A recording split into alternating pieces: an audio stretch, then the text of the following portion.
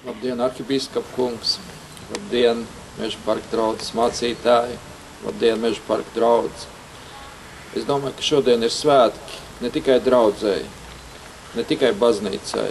Šodien ir svētki pilsētai, jo mēs esam ieguvuši vēl vienu ielu, kas ir nosaukta cilvēku vārdā, kurš ir stāvējis par garīgumu, kurš ir arī tajos laikos, kad tas netika pieļauts, darīs visu iespējamo, lai cilvēki būtu kopā ar baznīcu, ar Dievu. Un, ja mēs atskatāmies vēsturē, tad, manuprāt, visa Rīgas vēsture ir veidojusies balstoties uz Bībeli, balstoties uz kristietību. Kas ir Rīgas simboli? Kas ir Rīgas panorāma? Tie ir baznīcas torņi. Un tie cilvēki, kas nes šo vēstures auru, šo vēlmi saglabāt, lielā mērā ir Rīgas vēstures veidotāji.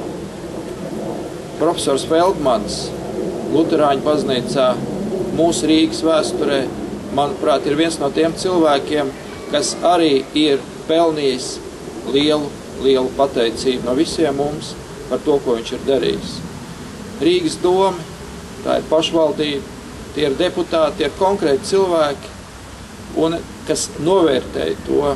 Un man ir jāsaka liels paldies gan maniem kolēģiem, Meža parka draudzes iniciatīva mācītājs Jānis Šmits, kurš ir Rīgas domas deputāts, man kolēģi frakcijā. Mēs tiešām darījām visu iespējamo, lai šī iniciatīva un šis priekšlikums tiktu arī juridiski noformēts. Un šodien, šajā saulainajā dienā, manuprāt, arī Dievs dāvina šādu dienu, lai mēs varētu kopīgi priecāties un svinēt to. Mēs Rīgas domē uzskatām, ka vismaz viena liela daļa deputātu uzskata to, ka šis atbalsts baznīcai, vēlme sadarboties ļoti daudz svarīgi mūsu rīdznieku, visas sabiedrības garīguma stiprināšanā, kristietības stiprināšanā ir solīt pa solītim veidot sadarbību ar visām mūsu baznīcām, gan atbalstot Bībeles svētkus, gan krusta ceļu, gan palīdzot baznīcām, kas Rīgā ir, meklēt iespēju, piesaistīt līdzekļus, sakārtot to. Un šodien, atrodoties šeit, es tiešām jūtos kā daļa no jums, un es gribu izteikt vēlreiz pateicību Dievam par to, ka mums tas izdevās.